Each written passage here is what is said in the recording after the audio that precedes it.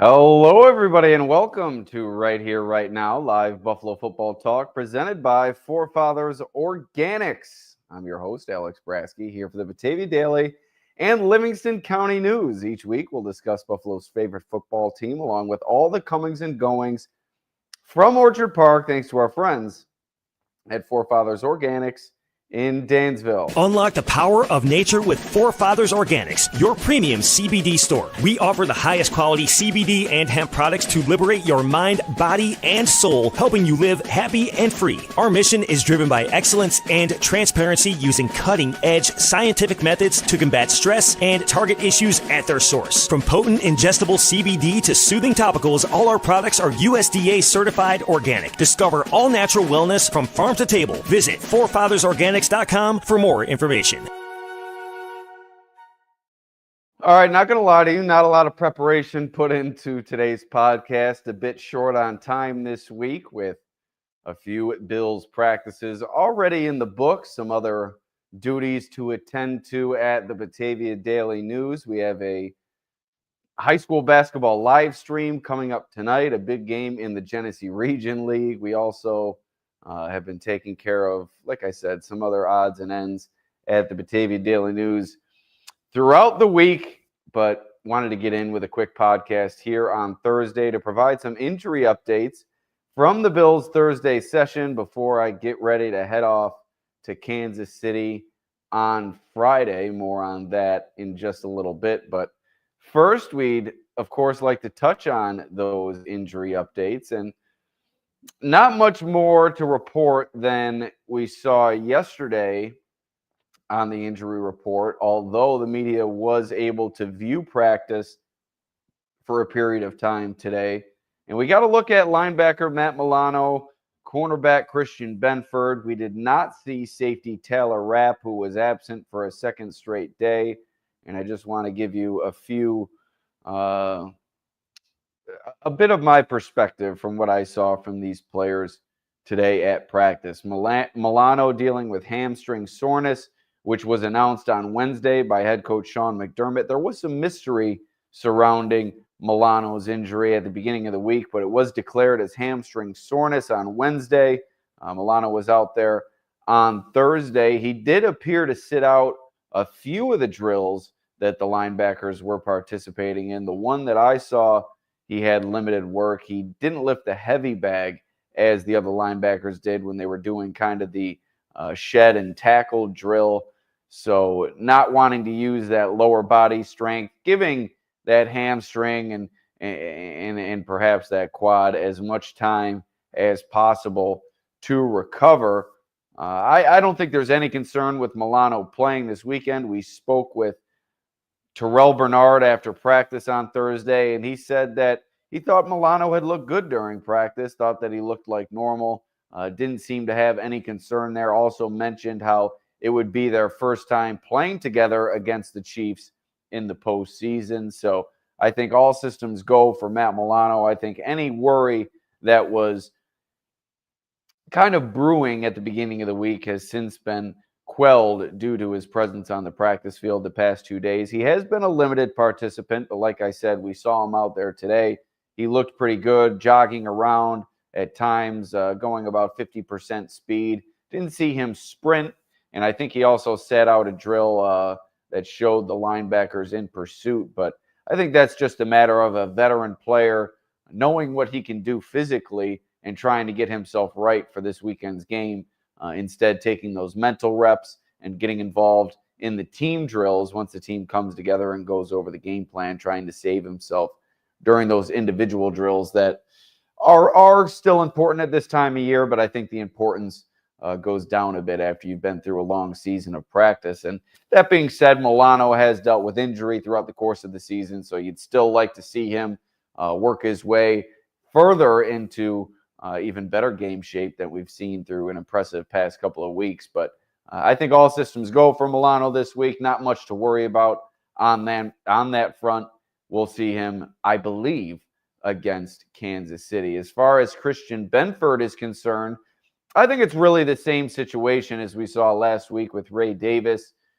Bills like to take the concussion slowly, particularly during the regular season, but I think the urgency gets ramped up a bit here during the postseason. And that's not to say that they're taking this injury lightly or they're brushing the concussion under the rug just because the stakes are a little bit higher. I think during the postseason, when you do sustain a concussion as opposed to the regular season, I think if you're on the precipice of being able to return, I think you certainly stray toward that side rather than holding the player back and looking out for his long-term health. And I think rightfully so. This is the time of year when it all matters the most, and the Bills are looking to punch their ticket to the Super Bowl, so they're going to need all hands on deck this weekend. And I think from what I've seen, you'll see Christian Benford out there as well. He was going through individuals with his teammates today. He was wearing that red non-contact jersey, so similar, like I said, to Ray Davis last week. But I don't think there's much concern for Christian Benford. I think we'll almost assuredly see him out there on Sunday against the Kansas City Chiefs. And the Bills are going to need him. This Chiefs pass offense has really come along nicely throughout the course of the season. Travis Kelce still in his twilight years. You saw what he could do last week with a 100-yard game against the Houston Texans. DeAndre Hopkins has been inserted into the fold, and Hollywood Brown has made his way back from injury. So you're going to need that secondary to come alive this week to slow not only Patrick Mahomes, who can beat you seemingly with who's ever at his disposal, but when you have the growing receiving core that he's had throughout the course of the end of the season, I think it becomes even more important to get Christian Benford out there, get him as healthy as possible, have him on opposite side of Rasul Douglas, and see what those two can do, limiting some of the Chiefs' wide receivers. Elsewhere in the secondary, you have Taylor Rapp dealing with a hip/back injury that left him absent from Wednesday and Thursday's session. This is a concern for me. I think missing 2 days of practice, being carted off against the Baltimore Ravens this past week, it's going to be surprising if we see Taylor Rapp out on the field on Sunday. I wouldn't rule him out. Like I said, it is playoff time. I think when it comes to somewhat of a veteran player, I know he's not as grizzled of a veteran as perhaps a Matt Milano, but Taylor Rapp, being the veteran player that he is, I think you'll give him every chance that you can to get him out there on Sunday, even if he is to miss the week of practice. But certainly not a good sign that he's missed Wednesday and Thursday. Really, I would say Thursday, the most critical day of practice leading into game day.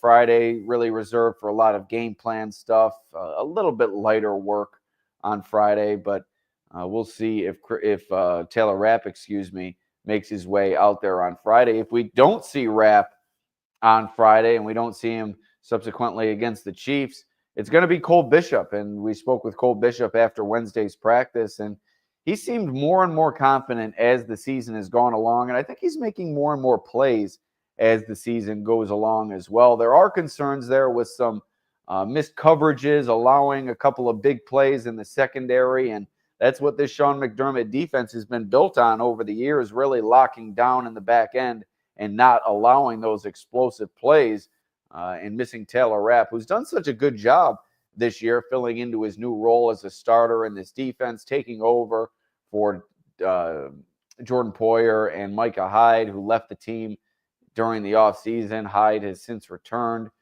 doesn't have any chance to play this week. We already asked Sean McDermott earlier this week. He said 0%, and then later during the press conference changed it to 1%, but I think he was just being Sean McDermott funny in that moment. So I don't think that we're going to see Taylor Rapp this weekend. It would be a major surprise if we do see him. I think those hip injuries really make it difficult for a player who has to really turn those hips so much in coverage and really read and react to what wide receivers are going to do in the back end. I think it's going to be a tough journey if we see Taylor Rapp suiting up this week against the Kansas City Chiefs. A lot's going to be heaped on Damar Hamlin's plate if Taylor Rapp is unable to go. And good news for the Bills, Damar Hamlin, I think, had his best game as a starter, perhaps as a pro, this past week against the Baltimore Ravens. And he did a nice job in the pass game. He's had a couple of slip-ups there throughout the course of the season. I think one last week, the deep ball down the middle of the field. But what I was most impressed with him last week was in the running game, coming up and stopping Derrick Henry from breaking off some long runs. And that's what we saw Derrick Henry do in the first matchup between those two teams. So Hamlin really laying the lumber in that game and really making a difference in that regard. And he's going to have to make another difference this week, especially if Taylor Rapp is to miss this game. A two-headed monster out of the backfield in the Kansas City Chiefs. You have an Isaiah Pacheco. You have a Kareem Hunt. They aren't the player that Derrick Henry is by any means, but two capable running backs, a strong offensive line. There's going to be plays that need to be made in the secondary on running backs, and Cole Bishop, a physical player, but Damar Hamlin's savvy and discipline within this Sean McDermott system is going to be mighty critical. We just need to see him finish on those tackles as he did so successfully against the Ravens this past week. All right, there was one more injury that cropped up today that was not necessarily a concern on Wednesday. It was a walkthrough on Wednesday, so it was an estimation of a player's participation. And nickel cornerback Taron Johnson was listed as a full participant on Wednesday, but downgraded to a limited participant on Thursday. Did I say that right? Wednesday full, Thursday limited for nickel cornerback Taron Johnson. I've been talking for a while now. Sometimes I don't even hear myself speak, but a neck shoulder injury for Taron Johnson, sustained it during the win over the Baltimore Ravens, kind of a subluxation. So we'll see what we see from Taron Johnson on the injury report on Friday. I don't think there's any concern here. We spoke with him after practice, and I'm not even sure if he was asked about how he's feeling. It was really just focused on the Chiefs and looking back at the Bills' past playoff failures and playing in Arrowhead Stadium, which he says he's looking forward to. Taron Johnson says that he actually enjoys road games and really looking to this raucous environment that is sure to be in Arrowhead Stadium on Sunday. But I don't think there's any room for concern for Taron Johnson. I don't think any room for concern for Matt Milano. A minor room for concern for Christian Benford, just considering the nature of that injury, it being a concussion, and then major concern for Taylor Rapp, missing his second day of practice with that hip back injury. So two players in the Bills secondary, a chance of missing this game, albeit a slight one for Christian Benford.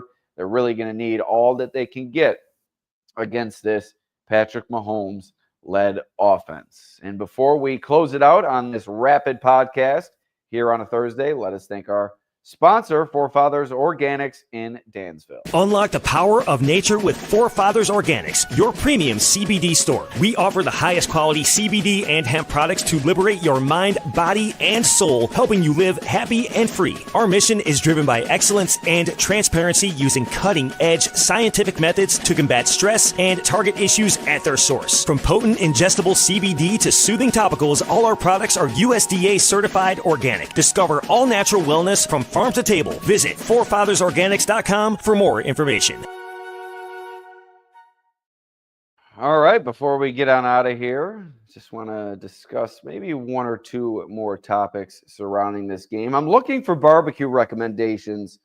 This is going to be my first time to Kansas City. It's been a long, storied rivalry with these teams over the past half decade, but this will be my first trip to Arrowhead Stadium. Gonna fill up the gas tank and make the drive to Kansas City. I think a lot of my colleagues flying, but I'm going to make the drive a little bit more financially possible to make the drive. I think the flights have really become exorbitant, and I'm not so sure I could have sold my employer on a flight this week, but I will be making the trip. I will be driving, and it's really commonplace for me. I flew to Miami this year, but every other road trip that I've made has been via automobile. And I'll tell you what, I really enjoy driving to these games. Sometimes the ride back can get a little bit difficult, especially if it's after a Bills defeat. The work is always a little bit more tenuous during, or what is the word I'm looking? Tedious when the Bills lose, and if the Bills lose in this one and miss out on an opportunity to make it to the Super Bowl, boy, is that going to be a long, long drive back. But on the way there, stopping in Indianapolis on Friday night, might hit up St. Elmo's as I did earlier this season. Had a nice experience there. Might have to go back for some shrimp cocktail. And then I'll be hightailing it to Kansas City on Saturday. I'll be there on Saturday night. So please, on X, please leave me your barbecue recommendations. I'll be looking for somewhere to dine on Saturday night. And hey, even perhaps on Sunday night after I get out of Dodge at Arrowhead Stadium, although I expect that to be a mighty long evening at Arrowhead. But I really think that's going to be it for this episode. Like I said, a lot to do for the Batavia Daily News this week before I head out of town. Got a big high school basketball game tonight to get to. Batavia Notre Dame taking on the Alexander Trojans. I think a third meeting between those two teams this season. So should be an exciting matchup. And boy, this meeting on Sunday is going to be mighty, mighty exciting as well. I've been looking forward to covering a championship game since I started on the beat. And to have the opportunity, I find myself very, very grateful. But I'd like to thank you for joining us. Please like, share, and subscribe the podcast on the Batavia Daily News Online YouTube page and also wherever you get your podcast. Please share this with your friends, and we'll see you on Friday.